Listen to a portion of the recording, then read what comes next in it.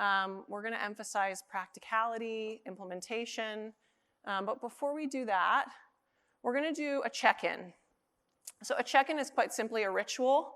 At NOBL, we start every meeting, every work session with a check-in.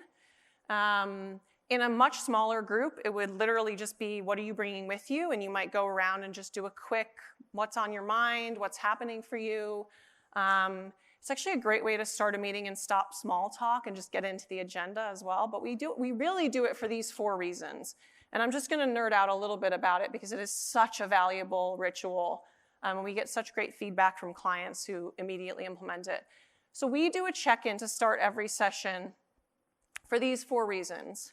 The first one is cognitive offloading.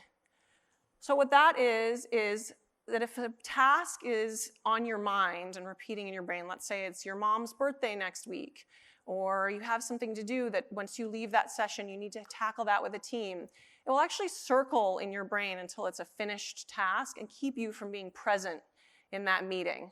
But if you say it at the beginning of the meeting, if you say, oh, it's my mom's birthday next week, or I have this other thing that I need to accomplish, your brain actually thinks that that task has been accomplished, and it puts it out of your mind, and it stops cycling through, and it allows you to show up at the meeting.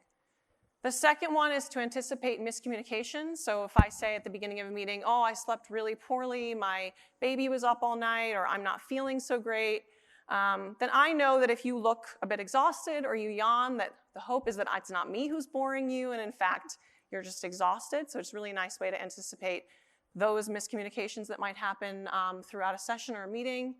The third one is priming contributions. This one is a really important one. There's a study that shows that if you speak up in the first 5 minutes of a meeting, you're that much more likely to speak up later.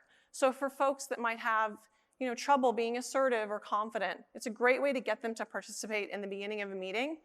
But also on the flip side of that, having every single person contribute right from the start of a session sets the expectation that this is a room where equity of voices is important and equity of voices is a value. And the fourth one is psychological safety. Who here is familiar with that term? I'm assuming almost the whole room. Yes.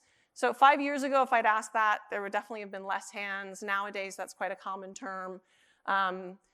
It's the belief that you can take risk within a team. So just sharing a little bit of that humanity in the beginning of a meeting just adds in that feeling of, okay, I can take a risk here. I can say something that's innovative.